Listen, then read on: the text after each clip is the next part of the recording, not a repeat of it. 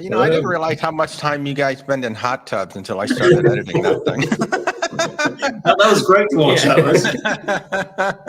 Hi, guys. How are you? We were good, thank you. Very good. Thank you for having us. Yeah. Oh, thank you so much for joining. And folks, welcome to the show. If you're new to the channel, I'm Walter, your independent travel agent with Where's Walter Travel. We book all things cruise, land, luxury, and expedition. We're located in Orlando, Florida. Luke and Gavin are across the pond, but we are very proud to be their North American travel partner for all of your travel needs. And what does that mean?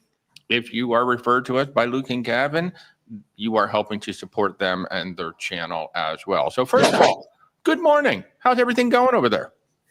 We're very good, thanks. Very good, yeah. And then good afternoon from West Wales. Yeah. That's right. Yeah, well, I guess it is. It's 12 noon. It's technically 12 noon. So, Yeah. well, first of all, thank you so much for coming in. And folks, this is a great opportunity if you've got questions about European cruising versus American cruising, you know, your Royal Caribbeans, your Carnivals and all of that versus P&O, Marella, Fred Olsen and things like that, because these guys have a lot of experience on those lines. If you've kind of been wondering, well, what's it like? First of all, you should be following them. Their blogs are phenomenal. We were just talking about that before. If you just want to follow a vlog where you're just like hanging out with two really fun guys, this is the vlog. I mean, I just love it. Y'all have so much fun. Thank you for doing what you do. Oh, we always try and bring people along with us, don't we? Yeah. As our vlogs are just, sharing our holiday with you. Now, I do have to start with a very important question for Luke. Oh, God. Have you ever dressed as Luke Skywalker for Halloween? I haven't actually. No? Darth Vader, but not Luke Skywalker. No. I mean, you know, it just, I guess we just had Halloween, so I had to ask the most important question right up front. No, what's that? Last year, dressed up as a skeleton. Yeah, Skeleton last year. And I've dressed up as a Power Ranger before now, but that wasn't on a Virgin cruise. Yeah. Wow. Scarlet Knight as a Power Ranger. Yeah. That's right. Oh Yeah. gosh, that's right. I just saw the video again this morning as I was editing that, folks. If you want to see Luke as a Power Ranger, it's a sight. I'll say Yeah. that. I just never forget us going to get some wings, and you realise your suit. You'd ask for gloves. It was one of those morph suits, so you couldn't take it off. Zipped up the back. It's an all-in-one thing with it. Yeah, and I went in to get the wings. So the lady gave me these latex gloves for the catering. So I was there with these latex gloves on, dressed as a Power Ranger, eating wings. That was outside the social club, I think it was called. Yeah, social club. Yeah. Oh Good my wings. gosh, that's Raised to hilarious. I love that. I love that. Yeah, and if you want to see more of this stuff, I mean, it is really a lot of fun. So first of all, why don't you just kind of tell the folks a little bit about you for my folks who maybe haven't seen you, or maybe some folks tuning in and have not seen your channel. Let's give us a little background on you guys.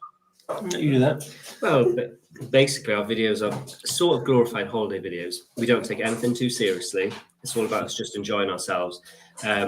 As you've said, we sort of take people along on the ride. That's how we roll.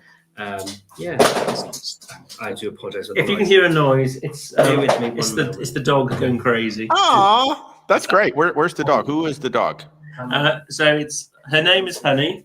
She's just disappeared. Yeah, so she's a bit crazy. a bit like us, I suppose. Oh, well, we love animals on the show. So if Penny comes back, by all means, bring her on. So how long have you guys been cruising? When and what was your first cruise? It's actually about 11 years ago, pretty much not far after the week. Yeah, so was it October 2014 on the first cruise? And that was on P&O Aurora. Yeah, so we've done quite a few P&O ships, and we've done all the fleet multiple times over. But that was our first one. We started with P&O, then we went on to Cunard, which we really liked. We've done all of the Cunards now as well. Yeah. I've done a few MSC cruises. So we've done the ones out of the UK, which is we did Preziosa, Bellissima, Virtuosa. We have been on an American. We went Seaside. And then we went on Seaside and out of Miami, which was a completely different experience for MSC. We didn't realise how different the products would be out of the UK versus out of the US. Oh, that'll be a good topic to talk about. What before we do that though, what kind of drew you to cruising in the first place? I've always been a bit of a history kind of. I've always been into nautical history, maritime history, like my old ocean liners, Titanic, obviously being one of them. It just stemmed from that really. I've always been fascinated. We live in a coastal town. There's ships on our doorstep, a lot of oil tanks. Oh wow! So we see that every day in, day out. Yeah, they're not cruise ships, so they're just oil tankers. So we do get some cruise ships, but they're very, very small ones, like the old, I want to say like Pacific Princess. So those old, like an Azamara, that sort of style ship. We've had those. Last year we did have Windstar. Windstar came in last year. I think we've had nice. Yeah. So we get the very small ones, and they tend to tender from the middle of the river, don't they? Mm-hmm.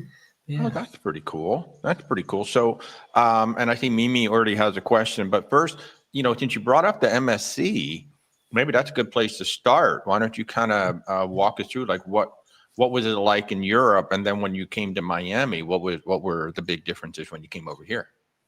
So, with MSC, so we've got Virtuosa, which is tends to be in Southampton throughout the year, and they do swap it over this year. I think we've got Preziosa over the winter, and Poisa as well. We've had when it's out of the UK, they do tailor the product for UK people. So we've got everything's in pounds. So on Virtuosa, all the drinks are pound sterling. When we book from the UK, we also get our gratuities included. So that's different. And I just found when we went to the US, the food was different as well, wasn't it? And I think from the UK as well, you tend to find you get kettles in your stateroom. Yeah, that's a big one. Cup of tea. And then you do tend to find from the UK it's mostly UK nationals on that cruise. If you're cruising, we did find the Miami one. It was there's a lot of nationalities, people flying over from all over Europe, all over the US. Whereas tends to be the UK. Does tend to be mostly it's a UK cruise line at that point, isn't it? Gotcha. Yeah, that's one of the things I really noticed when I go on MSC here. I tell people like over in Europe, a lot of people know MSC just like we know Carnival here. So it's a familiar cruise line if you're coming over. And it is like a huge melting pot when you go on MSC in the States. It's a really cool experience. Actually, for me, somebody from the States, hearing so many languages and so many different cultures coming on the ship, it's actually kind of fun. Yeah, it is. I think if you go from on MSC from say Barcelona and things, you get the same thing in Europe. Then you got a lot of nationalities, and it is nice sometimes to go on a ship where you've got that because you really feel like you're on holiday. You're not just in your own country on a cruise ship somewhere. Because that's one thing with P&O, isn't it? Is everybody around you is British, so even though you're in you're on the cruise somewhere, you still feel at home. So it is nice sometimes to really mix it up. Nice. The idea though really is supposed to be a home from home kind of experience. A very like you tend to find when Brits go abroad, we tend to like our brown sauce and our HP, big beans and things like that, and our tea bags. You find that wherever you go, and I think P&O is sort of that in cruise form. And I like what MSC did as well. They brought Yorkshire tea on, didn't they, for the cabins? That's awesome. Now you said MSC in Barcelona. One of the things I've noticed about especially MSC in the Mediterranean, it's almost like a hop on, hop off cruise where you can like embark. What is that like? I mean, does it feel like every single day is embarkation day when you're doing a cruise like that? It has pluses, a lot of pluses, in the way that conventionally when you come towards the end of your cruise, you all start to, it's like pending doom, isn't it? And you can feel that, that, oh no, the cruise is coming to an end. But when you've got people getting on and off at multiple ports, that atmosphere doesn't exist. It feels like even though it could be your last day, it still feels like mid-cruise because not everyone on the ship is going through the same as you. What might be our last night is somebody else's first night, so the party's always going. However, negative side, you do tend to get a lot of what you call it, like border force. Yeah, so kind of. When we've done it with MSC in the past, I think we went to Bruges. And even though we weren't getting off the ship, we had to present our passports to immigration. And I think on the sea day, then going back into Southampton, and this was Preziosa, wasn't it? Yeah. Everybody on the ship had to go down to meet UK customs and show their passports. So it does interrupt it slightly that way. Yeah. Gotcha. Yeah, I just didn't know if that was like disruptive, like everybody just coming on all the time and all of that. It's not too bad because I think it's only like little pockets each port, isn't it? Really, it's never a whole big like a full-on turnaround because we've done a back-to-back cruise before, and it's nothing as drastic as that. So it's not too inconvenient. The only thing, maybe noise. Maybe if you're trying to get a lie in, you might hear a bit more noise. And the mustery bits as well. But that's about it. Right. Okay. Well, good perspective. Thanks. So, why don't we just jump right into Mimi? Because Mimi has a good question about food. What American cruise lines have you experienced, and what similarities and differences have you noticed in terms of dining and food offerings? And if you know or if you've seen, especially in terms of vegetarian, any thoughts on that? We've experienced Royal Caribbean. We did Anthem of the Seas. I'm trying to think what American sort of cruise lines we've done. So we've done that. We've done Princess. I would class as more American. It's like an American version of and Celebrity as well. We did that in Miami. We did. Nice. Would you class Virgin as American? Would you say? I'm not sure. I don't know. That's a nice home ports from Portsmouth and things, don't they? And Richard Branson. I don't know how they take that, but what would you say in regards to food? Yeah, like how vegetarian friendly would say P&O and Fred Olsen and maybe Marella be?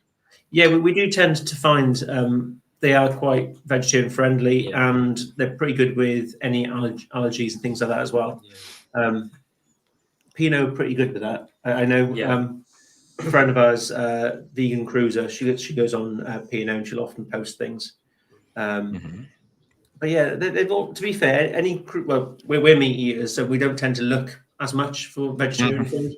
But yeah, they're all pretty good like that, aren't they? And we were recently on Star Princess as well, and we were in the sanctuary. They were really good there, weren't they? They were happy to change dishes up for you and things like that. What we'd always say is, check with the cruise line the night before, or speak to the restaurant manager, and they'll kind of sometimes advise they you give you where a to different go. menu, don't they? Yeah. But if you go on the newest P&O, so it's P&O Avia. Yeah. They've got, I can't remember what's it called. I keep on saying Mazuma, but that's like Mazuma Mobile. It was an advert.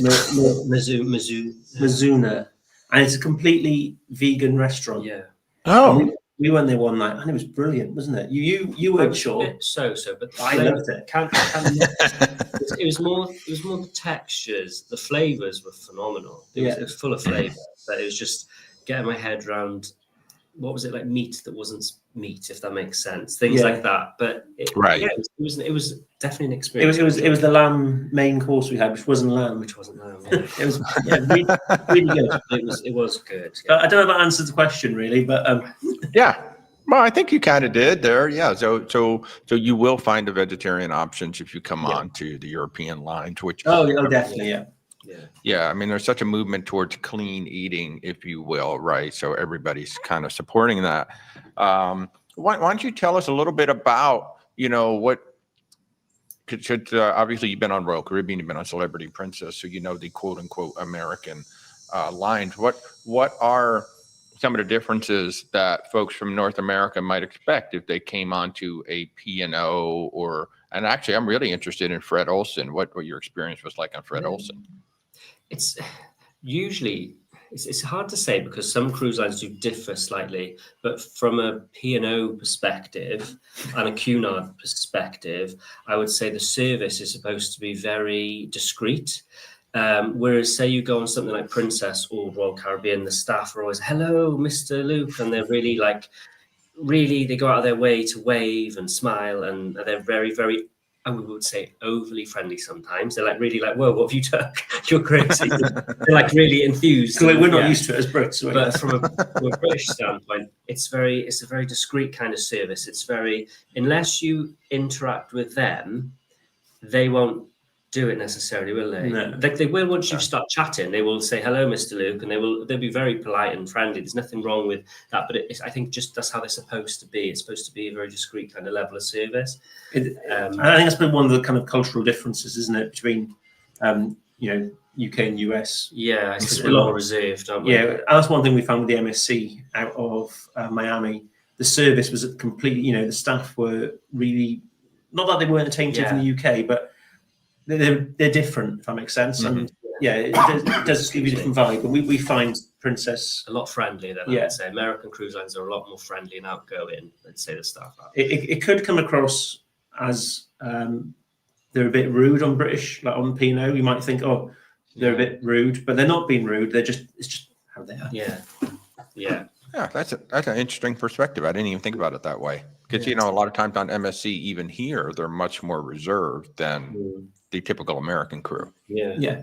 But then experience it from our end, we'd say from an American sailor, and the MSC crew are usually a lot more outgoing than they are here as well. So if you think they're quiet and reserved from America, coming to Europe, you'll be in for a shock. And that's kind of why we love Princess and things like that, because the staff are just so friendly and interactive. To be honest, it takes us by surprise, because when we were filming vlogs and things, you'll find some staff might say, "Oh, sir, are you filming a vlog?" And they ask me, "Oh, no, I don't want to be in the camera," kind of thing. It's like, don't worry, just see your hands, you'll just be safe. Whereas Americans, for instance, when we were on Princess just recently, I've been going through footage this week, and the amount of times you'll see staff in the background when we're taking videos or doing cheers with our friends, you can see them like this in the background, and just kind of, it's really nice, it's refreshing, and it's very welcoming. It does make you feel like welcome on board.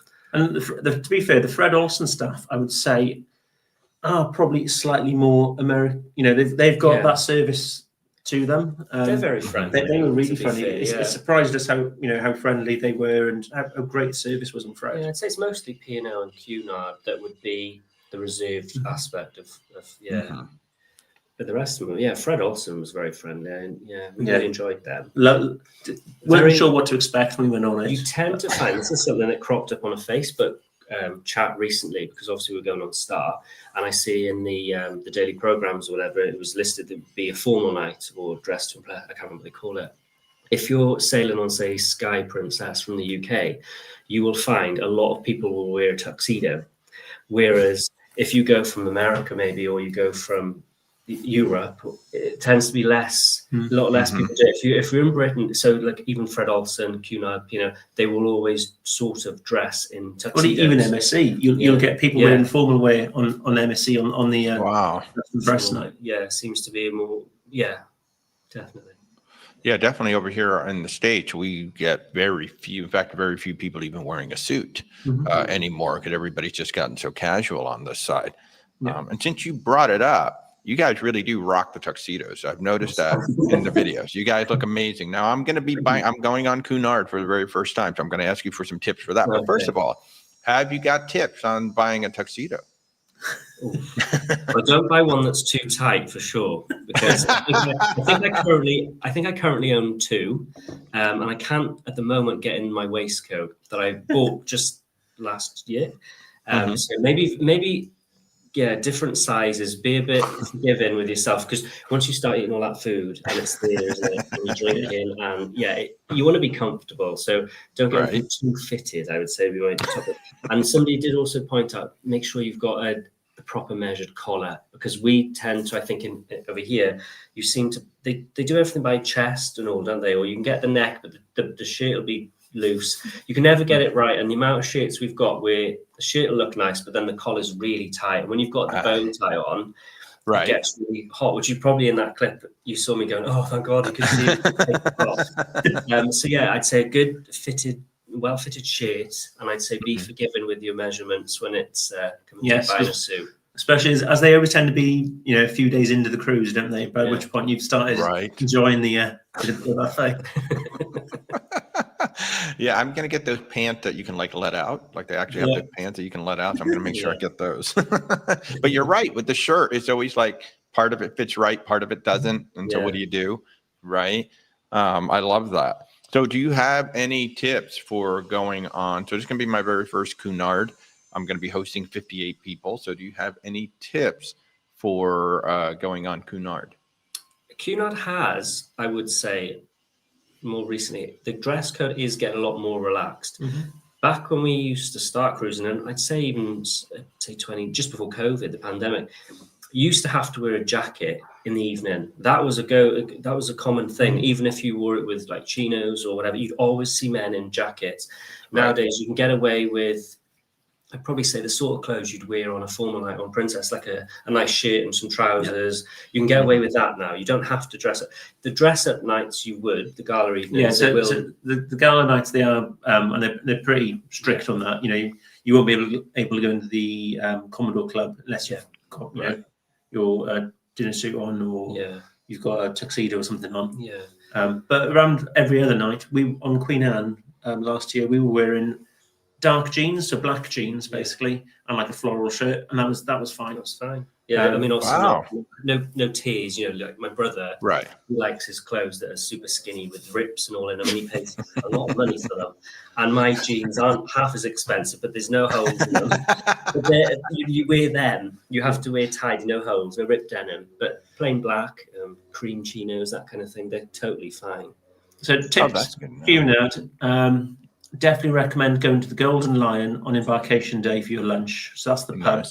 So make sure you head in there on lunchtime on embarkation day. You have to try the Queen's gins. If you're a gin drink, I couldn't get that out then.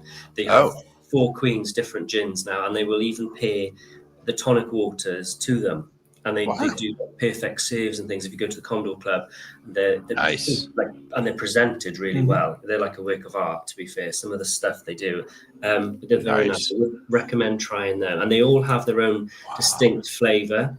I can't remember which one's a which now, but I know the Queen Elizabeth one is more sort of an Oriental kind of infused. They sort of tailor it to each ship. I'm trying to think of any other tips. Make sure you do afternoon tea as well. That's an experience. Yes. We got 12 nights, so definitely. We're on Queen Elizabeth. Nice. Lovely. Yeah. Hopefully, it's a shame really. In recent years, we've noticed they used to traditionally do afternoon tea in the Queen's room, and you'd have like a violinist or somebody playing, or a harpist, and they'd all come out. You'd see them in like a line. They'd all have their white gloves and all, wouldn't they? But recently, last couple of cruises we've done, if it's too busy, because of the capacity and they want to accommodate it, they will move the afternoon tea to the main dining room, which unfortunately doesn't have the same edge. It's not quite the same. It was Right. in the Queen's room. It is. Yeah, But as you're on the longer cruise, I can't see there being a problem. It's usually the shorter, say 3-4 night cruises where they'll do that because they know everybody wants to experience it on that 1 or 2 days that they've got to do it. And I would say as well, make sure you get there early. You might think, oh my God, how early? I'd say even up to 45 minutes, even an hour early. You want to sit at that table, even if they're setting up the tables, because when they queue, the cruises we've done, they will queue all the way through the room. And while they've got everyone sat, you'll even see people waiting, and they're literally waiting for people to finish their tea or whatever, their scones. They get up, you'll relay a table, and the next one will just come in because it's so popular. It is really, don't underestimate how popular tea is. One more I've got as well. They all come into my head. So I'm just That's awesome. On formal night, what I'd recommend on boarding day, head down to guest services and book yourself a theatre box. A what? A theatre box. Oh, yeah. okay. So this is the Cunard theatre box experience. I think it's $60 per box, and it accommodates 2 people. And for that, you'll get a bottle of champagne. Yeah. Half an hour before the show starts, you'll be asked to come to the lounge where they'll have little chocolates, like mimosa, I think. And then one of the Cunard bellboys will lead you to your box just before the show starts. Yeah. And he'll open champagne and everything for you. Oh so my God. A small bottle of champagne, but it is just a nice experience, especially, I suppose, if it's somebody's birthday or an anniversary. We did it. I think actually I've got a series due to come out soon. We went on Queen Victoria last Christmas, and because it was so festive, I didn't release the videos because I thought no one's going to want to see Christmas videos in April or whatever. So they're going to come out soon. And in that, we went to the box with our friend Ben. It's a lovely experience. It's just, we saw Alec. Do you know Alec Jones? Have you ever heard of him? Have you seen the snowman walking in the air? He was actually singing Christmas songs. He was singing the snowman and telling you the story of the snowman. It was absolutely fantastic. We saw him from the box. It was brilliant. They do that theatre box experience every night. There's a show night on. So as long as it's not the comedian or something like that, it won't be doing it. But if it's a production show, that sounds lovely. And we're going for Christmas, so who knows? Maybe it'll be. But head straight to guest services to book that one because it will book up. I wrote it down. I literally wrote it down while you were saying it. So I'm going to show that to my wife and say, here, put this on. It's so funny. You know, when I plan everybody else's trips, I am a travel agent. I plan hundreds of trips a year. I don't plan my own. Rebecca takes care of it. Everybody's like, what are you doing on your cruise? I have no idea. Rebecca took care of it. So I wrote it down. Thank you for that. And I'll remind everybody, if you're new to the channel, we invite you to subscribe, like, share, do all those wonderful things. I am Walter, your independent travel agent with Where's Walter Travel, and we have the pleasure of talking to Luke and Gavin today from Cruise Monkeys, and we're kind of the overall theme is European versus American cruising, but whatever questions you want to drop in the chat, by all means, drop them in, and we'll do our very best to answer. Which Tony just asked me, which Cunard ship am I going on? It's the Queen Elizabeth, December 18th from Miami. Nice. We'll be on it for 12 nights till the 30th. It's a Southern Caribbean trip, and what I'm really looking forward to is Tortola. We've been there a few times. Tortola is one of my favorite stops in the Caribbean. It really is. Let's see. Do you guys? Is that before we get Elizabeth back, don't we? Is she coming back to the UK? I think she is, because she was based in Australia, wasn't she, for a while, and then she was doing Alaska. I'm not sure. Who's that, Elizabeth? Queen Elizabeth. I think she's due to come home port back in the UK. I think she's coming back. We actually did a 13-night on the Brilliant Lady. We took her from Quebec down to Miami, and we went through that nor'easter. And as we were coming into the port, Queen Elizabeth was sliding by us going to her port. And man, she's a beautiful ship. But I think ships are stunning. It's the red funnels and it's that water line with that clear, crisp white line. It just looks so striking. It's really elegant. Yes. I mean, I've seen the ships from a distance. I've never seen it like literally right outside my balcony like that before. And oh my God, that got me so excited for December and going on this. And yes, folks, there is plenty of room on that voyage. If you'd like to come with us, just reach out. Where's WalterTravel.com for sure. I don't know if you have any input on this because you guys travel together, but have you noticed any differences and similarities for solo sailor cruiser experiences over in Europe? Unfortunately, there seems to be a lot. We actually know a friend who does a lot of they host like solo cruises, but regards things like, we tend to find a lot of the cruise lines now have these single cabins, don't they? Solo cabins, but they cost the same as a conventional cabin, really. So there's no difference in cost, even though. So in my opinion, if I was a solo traveler, I don't think I would book the solo cabin. I'd rather book a conventional cabin if it's going to cost me the same and have a double bed, like a bigger bed and a bigger room. But some cruise lines, there was one or two that seemed to offer slight discount, wasn't there? For solo Fred Olsen when they release their cruises for the first month, they'll have some good solo deals. But once you're on board, it's probably exactly the same. To be fair, you have the coffee mornings, you have the daily meetups and things like that. That's exactly the same over here. The best thing is to try and get on the Facebook groups before you go. Try and meet people, arrange to get into those solo meetings when they're advertised, and if they're not advertised, head down and get services and hassle them to get them in the program, isn't it? I have noticed, especially of late, there's a lot more solo meetup. There's solo tables at dinner if you want to join. There's like a table of like 8 or 10 around. But that's actually really good advice to say, if you don't see something, go down to guest services and say, hey, what's going on? Yeah, definitely. And I think it was the Fred Olsen cruise we did at the start of the year.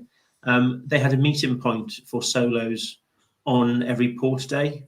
So if you wanted to go ashore with other solos, you could just meet at a certain time, and it was all unhosted, but it was a great way of putting it in the program so people knew, if I'm on my own, I can go down there. If anybody else wants to go ashore with me, you can go together. That's really cool.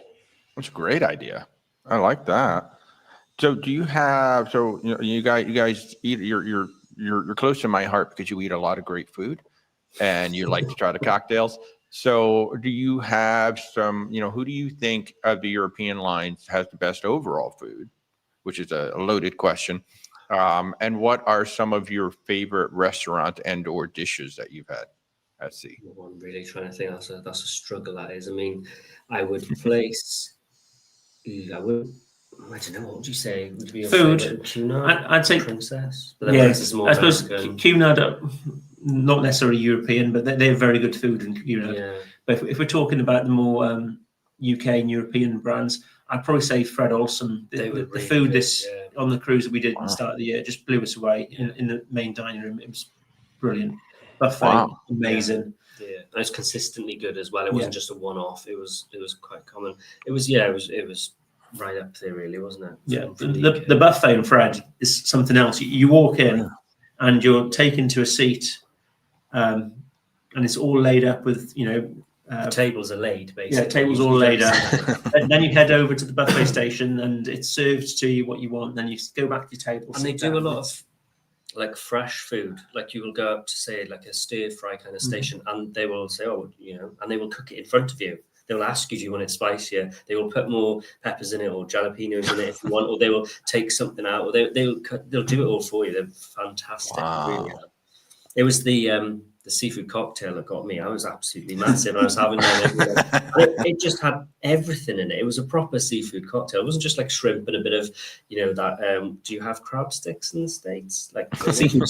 Yeah, like seafood. It wasn't like that. It was like proper. There was scallops in there. There was everything. Wow. Everything. It was a bit of mussels. A lot. Wow. Yeah. Wow. That sounds amazing. That sounds absolutely amazing. Interesting question from Diabetic. I have some thoughts on this, but do you suppose drink packages encourage over-serving for the purpose of generating more tips and gratuities? I have some thoughts, but I'll let you guys, what do you guys think about that question? Ooh, well, for us, I suppose the drinks packages include gratuities from the UK. Yeah. So, we have spoken to staff about this when drinks packages got introduced to P&O, and they said they still, even though P&O hasn't got tips, they were obviously earning some money on what they were selling. Yeah. We said, how does it work with the drinks package? And they said, they still do get that. So I can see why you might think it will encourage over-serving, but with cruise lines now limiting drinks to 15 drinks, per person, things like that, there isn't really that scope to overserve that much. No. I wouldn't have thought, especially when it comes to us, because we'll normally reach that limit. Yeah, we will. But yeah, no, I don't think they encourage overserving, to be honest. And those are my thoughts too. Is I don't think I mean, if people want to have the 15 drinks, they're going to have the 15 drink. But if they don't, I've never seen a bartender like really pushing to say, hey, you should.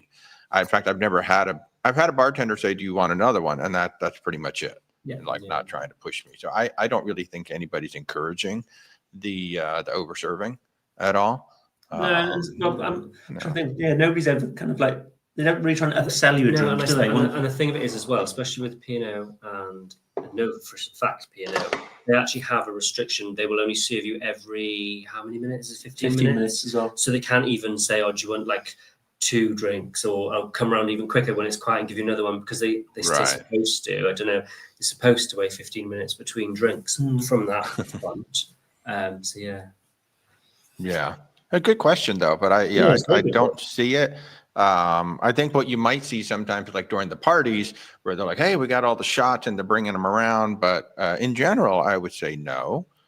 This was actually something I was going to ask anyway, but Mimi beat me to it. What are some of your favorite do not miss itineraries and or locations? And let's just concentrate on Europe, because we talk about the Caribbean all the time here. I think don't miss for us. I think because we've cruised it so much, we have to say it is Norway. I love Norway. Yeah. Cruising out of Southampton, 7-night cruise up to Norway is or even a brilliant. 2-week cruise and get Iceland in as well. Yeah. It's nice. Yeah. However, I do really love Dubrovnik, Croatia. I think Croatia is a beautiful place. It's one of my favorites, I would say. It's always difficult to decide because we get asked this in our own lives. And there's something about each place you go to, but my big standouts, I would say, probably, would be there's Norway in general. Just sailing them is so pretty, but Dubrovnik is a nice place. Croatia is lovely. And one I loved, weren't they, in 2018 was Venice. Didn't really think I was going to like it, and made my mind up that it's going to be overcrowded, really busy. And it was overcrowded and really busy, but I really loved it. And I just remember we were lucky enough, we could sail up the canal at that point. And coming in about 6 o'clock in the morning, just being pulled in gently. And you had that mist, and you could hear the St. Mark, I think it is, the St. Mark's tower, and you could hear ding, ding, and it was just that, so peaceful.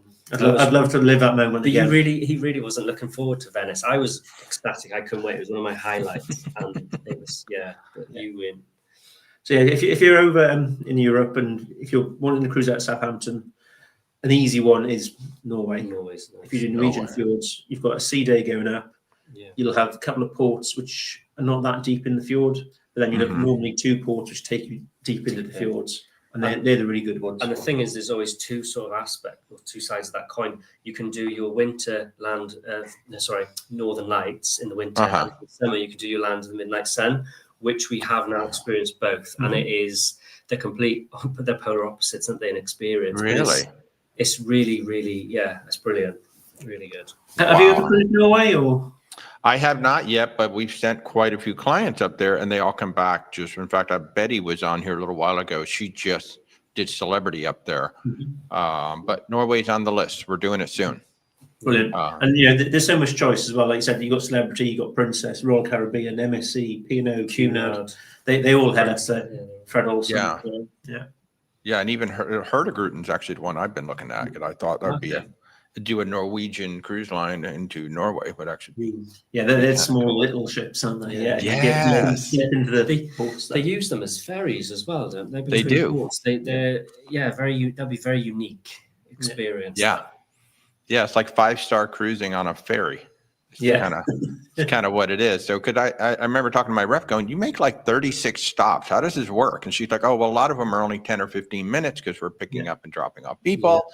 And I said, that's kind of neat because you kind of get to meet people, along the way. You get to meet a lot of locals along the way. So that's kind of cool. I don't know if they still do it. Hurtigruten used to do if you went on a Northern Lights cruise, they'd guarantee you that you'd see the Northern Lights. Yes, they do. And if you don't, you can come back for another cruise. Yeah. Wow. Brilliant. Yeah, there's a window of time that if the ship does not see the northern lights, you can come back and try again. I love that. I love that. Hey, by the way, if you guys want to go back to Venice and Dubrovnik, we have a group in October of next year, so no crowds. That's one of the reasons why we picked October. Okay. So we got 10 nights. Because we are looking for next year. So it's a celebrity constellation. We're going from Ravenna around to Civitavecchia in 10 days. And Dubrovnik and Split are two of the stops. Split's another lovely place. We did that's where we did Kirk National Park. Kirk National Park was phenomenal. I might have to talk to you guys offline for some more tips on those two places, because we're really looking forward to it. I love that Diabetic asked, what's the best bread at sea? Have you been on Explorer Journeys yet? No. Oh, so for me, that's the best bread at sea, hands down. Once you go on there, I just think that's kind of funny. I can't even think, like, on a mainstream cruise line, has anybody's bread stood out to you? What was the one I will say it was the first time I've ever seen bread infused in, where was that, where we had the bread and we were tearing it and the cheese was all coming out of it like a string, like pizza. That was on Star Princess. Yeah, was that Catch by Rudy? But that was. Oh, you're right. Yeah, that was nice. You're right, because we did that on Sun. I think that was my favorite bread I've ever had. And it was soft. And it was loaded with cheese, that's why. It was nice. And you guys mentioned the Sanctuary Club. I mean, that is the way to do Princess. If you're going to do the Star or the Sun, you should do Sanctuary. We lucked out on that one. Very lucky with that one. And it was. I think it'd be difficult to do anything else now. That was so hard. But we were very fortunate. We put a bid in for that for the Sanctuary balcony and the Sanctuary mini suite. It was the same amount for both. And then a week and a half before the cruise, I think we had a notice come through that we'd got the Sanctuary mini suite. And we were like, we'll have that. And the thing the big thing that really shocked us was, obviously we were going on the cruise, we were intending on buying the Premier package, weren't we? Yeah. So we knew we wanted that. So we basically allotted some money for it. That was what we used for the bid. We said, it's going to cost this for the Premier. We'll use that as the bid. Oh, smart. Because obviously Sanctuary includes the Premier. And that's what because it was quite a decent bid, I suppose. We won. So we were really, really lucky with that. Because we would have so for the cost of the Premier, anyway. Had everything. Yeah, win-win. But the Sanctuary restaurant was just so quiet. I know we eat quite late. We'll go in between 8 and 9 p.m. for dinner. And to be fair, it was so quiet in there. And even on the final disembarkation morning, went in for breakfast. Again, it was still quite very quiet. Civilized. Yeah. So it's a nice, we did try Catch. We did Butcher's Cut, Dario, and Love by Brito. And the other nights we dined in the Sanctuary restaurant. But you could quite easily just stay in that Sanctuary restaurant because the food quality was so good in there. And I did not realize until being on the cruise that you could order a la carte. You could order off menu if you wanted. So say, for instance, we missed the escargot because we were doing something else on the dress that night. And I didn't realize it was only served on that night. And I spoke to the chef come round, didn't he? And he was talking. I said, will you be doing escargot again? He said, no, when you do it on the first thing. And I said, okay. I said, unfortunately, he said, I can do it for you. I can order it if you want it for tomorrow for dinner. I said, I'd love to, but we've got like 2 other specialities. But he said, that's fine. What about lunch? And I said, I can come here for lunch. So he said, as long as you want it, he said, we'll get you escargot for lunch the following day. So we went back for lunch just for escargot and macaroni cheese. Nice. It was amazing. Midday eating escargot. Yeah. We must have been sticking. I think Princess actually does that the best in terms of taking care of you. We had a situation on the Sky Princess where our Sabatini's dinner started off great and then it went downhill. And the dining captain found us the next day in the main dining room because, you're wearing the medallion so they can find you on the ship. He literally, I could see him coming across the dining room, came straight to me. We talked for about 15 minutes and then he invited us to come to Crown Grill that evening or the next day.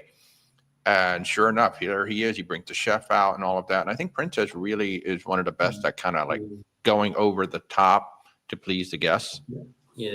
Yeah, I think Princess has probably got some of the best service we've had on cruises. Yeah, it really has, and it's pretty consistent as well. And sometimes you can have great service from 1 or 2 members of staff, and not the others. Or one or two will shine. But on Princess, it's so consistent throughout the whole ship, isn't it? Like I said, Yeah. all the waving every time you've got a camera, in fact, there's always someone in the background waving. Or thumbs up. I absolutely love it. Even walking down corridors, there were staff who were servicing rooms, and you could see them waving and all. It's It's not often like your room steward will stop to have a good chat with you. But he did on Princess, didn't he? He did, yeah. And we found on Fred that was the same kind of. I think I've already said this, but the service from the staff on Fred is so much like Princess, isn't it? Nice. This is a good question, timely question. What are your thoughts of like the private island experience coming to Europe? So Royal Caribbean just announced a Royal Beach Club Santorini, which it sounds like the locals are excited about it because they're going to renovate a local area, and Royal Caribbean said that the locals will still have access to the beach. They're not taking the beach access away, which is kind of a unique situation. Plus, I will also remind everybody that these are paid experiences. These are not included like a Coco Cay or Celebration Key. But it's a great question. What do you guys think about this development? I've not had a chance to really look into this one. No, and we've never been to Santorini in general, have we? We'd No. like to go. We were supposed to have gone on Sun Princess's inaugural cruise. But if they're putting money into it and investing in it, that can only be a good thing, really. The fact you're saying it's a paid experience, that means it'll be even more exclusive, I suppose, because at least not everybody's going to be going to it. So that'd be good. Private islands, we've only done Ocean Key. Yeah. Okay, Ocean Key. Yeah, Ocean Key. Ocean Key. Yeah, it's pronounced Key. So we did that in January 2020 when I think it only launched in December 2019, didn't it? Yeah. So when we went there, it was brand new and all the trees were being held up. It's still very building sitey kind of. Yeah. A lot of aspects of construction still taking place, but we enjoyed it. But yeah, I can see it's going to be a good thing, and if the locals can still access it and stuff as well. That's been brilliant. Yeah. And if like I said, if they put an investment in the area too to improve it and everything, that's got to be a good thing. It's not just taking from the area; it's giving something back. I was surprised this week. I put on our Facebook page what port do you do a fake sea day on that you'd stay on the ship for, and some people mentioned Santorini, and I was like, really? I wonder why. Just they said it was too busy and things like that. I suppose it could be over tour. What do you call it? Over tour. That is one of the problems because it's basically one way. I mean, you've got the cable car, you got the steps, but I mean, it's basically one way up, one way down where all the tenders come in. So I've heard that too from people. And part of the press release from Royal Caribbean was like, well, we're hoping that we're going to take some of the pressure off of that by, having this other option. What do when that came out, I mean, I've been waiting for Royal Caribbean Carnival, somebody to build a quote unquote private island experience, like a Royal Caribbean Coco Cay Europe. Do you think something like that, and it wouldn't be it probably would not be an island. It would be a piece of land somewhere that they would turn into this thing. Do you think something like that would be welcome in Europe, or do you think Europeans don't want something like that? Oh, I'm not sure. Like say a Coco Cay Europe. Yeah, I can see. I can see the appeal. I don't know trying to find the right location for that would probably be quite difficult, wouldn't it? Because you need somewhere which is, Southampton during the summer months has got ships nearly every day. Yeah. Now it's gone down to quiet season, and you haven't got ships there because they all head off to Caribbean, or they're heading to Med and things like Canary Islands. Yeah, Canary. So trying to find the right place to put it would probably be quite difficult because you'd want to make sure you've got year-round customers attending that island, wouldn't you? Yeah, you want to shut down. Or that resort. So I don't know. Maybe I don't think it would work, to be honest. I think it'd be difficult. Yeah, I think the island idea would probably be better than a part of somewhere. I don't know. Yeah. Never say never. I suppose it could work. It's interesting. Thought, I never really thought about it, to be honest. But it makes. Like we noticed that there's more ships now that are staying in the Med for the winter. Oceania is going to leave the Allura now in the Med for the winter. Viking is there in the winter, and there are some other ships. So I was kind of thinking that maybe with more ships starting to stay over there in the wintertime, possibly something like that could come along. I don't know. I think it'll be. I don't know. I personally think that the Royal Beach Club is a stepping off point for Royal Caribbean to potentially do something like that. Yeah. I was just curious. Yeah, it could be. They're testing the waters, aren't they? Yeah. It's Yeah. This is actually a question more for Americans. It has the new ETIAS visa cause problem for cruisers. Number one, the ETIAS is not running yet. It's going to launch in 26. But basically, it's the same thing. Like you guys have to do an electronic visa waiver when you come to the States, right? Yeah. Yep. And it's no big deal. No, to be fair, we've just not just done ours. We did ours just before the price increased because I think it's gone from $15. The ESTA for us, and yeah, it's quite a painless process, and I expect the European one to be exactly the same. To be honest. Yeah, so it's basically, for I've heard from a bunch of customers saying, well, I can't believe we're going to have to do this now. It's like, well, Europeans have been doing it to come over here for years. It's no big deal. It's an electronic thing. I fully expected in the beginning it's going to be a cluster because it's going to be brand spanking new, and it sometimes it'll work the way you expect it to, sometimes it won't. But once they get it figured out, it's supposed to be something that you can just do online, and it should be super simple. Let's hope everything works out. But we'll have to do it as well, won't we? We have to do it too. Yeah. And right now, the only thing we have to do is the one for the UK. There is an ETA for the UK that North Americans do have to do to enter, or Americans have to do to enter the country. That's pretty much it right now. So over here, they've also just for us anyway. We've just had the entry-exit system start. So that's a fingerprint thing when we go into Europe. But when we flew to Barcelona for Star, it was supposed to have been introduced a few days before, but they still weren't doing it. All the terminals were there with their red lights on, out of service. So yeah, it's been a system that's been delayed and delayed. So until they actually say the European one's live, It's like the ETIAS, which was starting like 23 or 24. And now it might start in 26. Who knows? Exactly.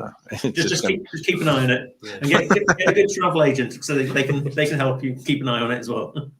Yeah. So hopefully it'll all work when it comes out. Is there like a difference in the nightlife or how late things go on the European cruise lines versus say the American cruise line? We noticed. Obviously, British people tend to eat later, don't they? And Europeans eat later, don't they? Yeah. Americans, we tend, when we go on their ships, they're usually the first. When you have your dining, you have your first sitting and your second. They tend to be more of the first, whereas we're more of the second. And I think we tend to party a bit later. Yeah, so Brits will tend to eat 7 till 9-ish. I think if you're from Spain and France, I think they're quite late eaters as well. So what we found when we went on Celebrity Beyond out of Miami, we found that when we were kind of leaving the pool area, a lot of the passengers were getting ready for dinner, or having dinner, or were in the martini bar getting, about to go to dinner. By the time they'd come out of dinner, gone to see a show, they'd then go to bed. We'd only just be coming out of dinner. Go into dinner. Because we tend to dine as late as possible, which means you don't leave the dining room sometimes till about 11 p.m. sometimes. We would find the ships were a bit quieter when we've gone from Miami. But then saying that, the opposite MSC then for MSC was late. I remember on the final But then night, was it because they were a mixed bag? There was Europeans on there as well. Could have been, so that could have swayed it a bit because you could have had different nationalities, which would have kept the atmosphere a bit. Yeah, maybe. Yeah, I never forget the final night on MSC Seaside. It was about 2-3 o'clock in the morning, and the party was still going. We were going to go to bed because we knew we had to be, everybody had to be up and off the ship that next day anyway. I remember, we were disembarking. We had food, or just managed to stomach food, and we went to be called off the ship, and we were sleeping on the sun lounges at the Jungle Pool. I remember actually falling asleep. I was so tired. I did notice that the MSC parties do go on. And you brought up Ocean Key a little while ago. That's actually my favorite private island in the Bahamas, actually. I like it more than Coco Cay or any of the others. Okay. It's just a beautiful, natural island. I do love it. Yeah, we love the lighthouse. Yeah. Although we Yeah, never like- got to see it do its light show because there was a storm blowing in, so the ship left early, didn't it? Yeah. Which is a shame. And we even arranged a meal at the I want to say Tamaguchi. It's not Tamaguchi. Something like Tamagotchi. We were going to sit there, have our food. We were going to watch the light show from the ship. We had it all planned, and then we left early, didn't we? Yeah. Yeah, and if you can get an overnight itinerary, that overnight at Ocean Key, it's awesome. We were having dinner in the Pan Asian restaurant on the seaside as the sun was setting over the island. It was absolutely beautiful, absolutely beautiful. And actually, this question right here: do European lines do a variety of extended times in ports or overnight stays? And then the second part of that is the muster drill. How is the muster drill different than that? So why don't you start with the extended times? So we've had Rotterdam, Amsterdam. They tend to do overnights, don't Yeah, they? you sometimes. Tenerife's another one. Yeah, Tenerife is a popular one. It's because Tenerife, if you do It's like a, say Marella, P&O, Tenerife is their turnaround port, so they'll tend to do an overnight in Tenerife. Where all the flights going. You'll get some in Iceland. We've had one in Reykjavik, which was handy because Nice. you could do like I want to say Golden Circle tour. You Yeah. could do that, and you could then do the Blue Lagoon like the following day. So you could get a bit of everything in. 'Cause there's so much to do there. I'm sure it was Golden Circle tour. Yeah, it is, yeah. And you can also do whale watching, so it gives you plenty of time to experience different things. Sometimes you'll find Madeira, Funchal in Madeira is an overnight port as well. Nice. Yeah, there is a good selection of overnight ports in Europe. Nice. And then what about the muster drill? Is it the same as what we do over here, or is it different over there? So we've gone now to basically board the ship. Usually they give you a muster on your boarding pass. We tend to go now to our muster station, then go to our room, watch the video, and that's it. We don't go to a Pretty much the same. Not like you used to go to the theatre, didn't you? And used to watch them put on the life jacket, and used to even put it on yourself, didn't you? We don't do any of that anymore. No, it's all that kind of electronic muster, and Star was like that as well. Watched the video in the cabin, what we did, and we just went down to a muster station, tapped our medallion, and it was all done. It. Pretty much the same. You do. I think by law they have to do a proper muster every so often.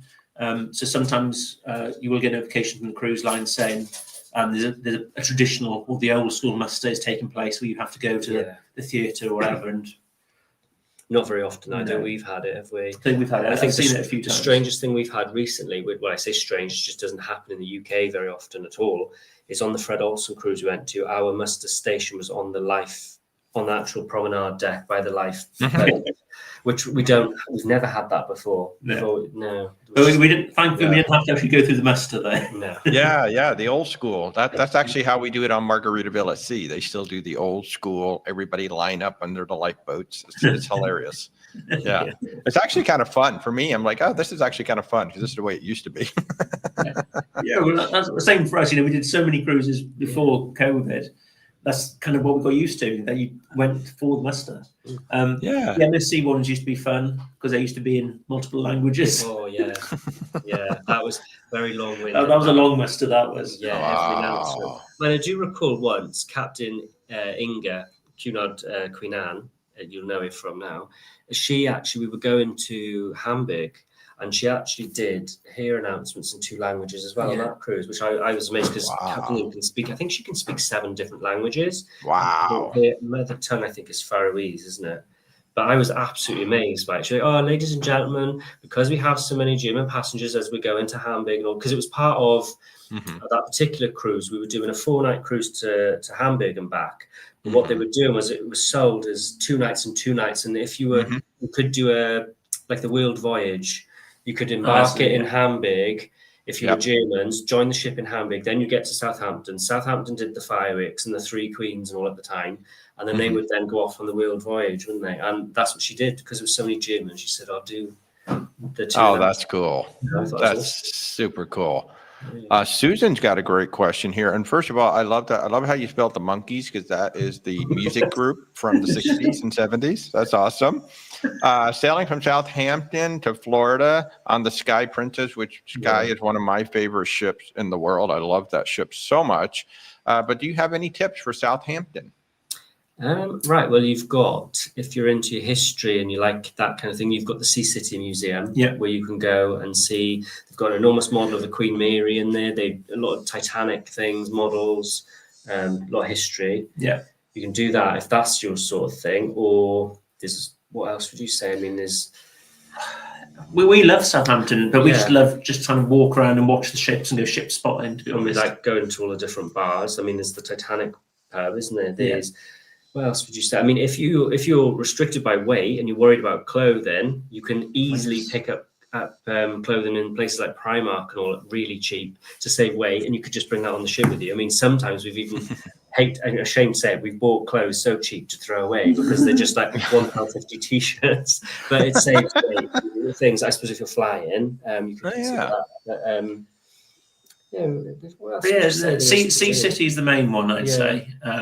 But yeah, it is a Titanic themed. So whether that's the best thing to be doing before transatlantic, but it's a nice one. And there's a lot of history in Southampton as well. Yeah. So you've got the walls.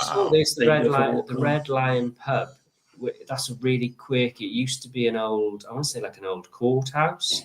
And there's a story when you go in. There's I'm sure there's a story on the wall and it says something about people used to, the judge would be in there and they used to take them outside and all. And if they were going to be executed, it'd be in the street outside. But it's a really small medieval sort of style. It's really quirky when you go in there. Maybe worth just going in for one or two drinks. It's a very historic place, Southampton. And, I'm not sure. Susan said a favorite pub. Favorite pub? Ooh, so many. Red Lion's good. Red Lion is good. That's the one I was just on about. If you want a pub with good views, it's Harbour on 5th. So it's part of the Harbour Hotel. You go into the hotel lobby, you take the lift to the 5th floor, and there's a bar there which looks out over this river. We say Harbour. This is the hotel you may have heard about. It looks like a cruise. It looks like a ship, doesn't it? Like a yacht. I've seen the pictures of that. Yeah. It's very, very high end, very expensive, but I mean, it's nice. So it's a lovely place to go for a cocktail, and you can look out. Unfortunately, this time of year, you're not going to see many other cruise ships there. I'm not sure what's in on the 14th or 13th, but if you went on the weekend in the summer, for example, you'd see the ships leave, and it's a great place for that. Nice. Sounds a lot like Port Canaveral, where we have a whole bunch of bars right there, watching the ships go out. Plenty of bars, restaurants, that kind of thing. I mean, as you were saying, if it was a little bit later, you would probably have like the winter markets, the Christmas markets, and you would have the ice skating thing at the bottom. But wow! To do. So so they've got the big shopping centre, West Quay, and in the new part of West Quay, on the outside, they put a skating rink there and stuff. Wow! And then through the high street, you'll have the Christmas markets and stalls. It's a lovely place to go in December. I think 14th November might be too early. Yeah. So we've already it's been an hour. Holy cow! And I did not. I'm going to ask you one last question, and then we'll wrap this up. But do you have a favorite ship? I mean, it's so hard to pick one, but do you have a favorite ship, or maybe what's been your favorite itinerary so far? That one there. What is it? Queen Mary 2, I think. Queen Mary 2, classic. But then again, that's the history aspect tied in with it. Although we've got a couple of others that are very fit, they're high up. They're really like. Yeah, we'd always say Queen Mary 2 is the one that's at the top. After that, what would you say? I really enjoyed Anthem of the Seas. Really enjoyed that. Oh wow! Really enjoyed it.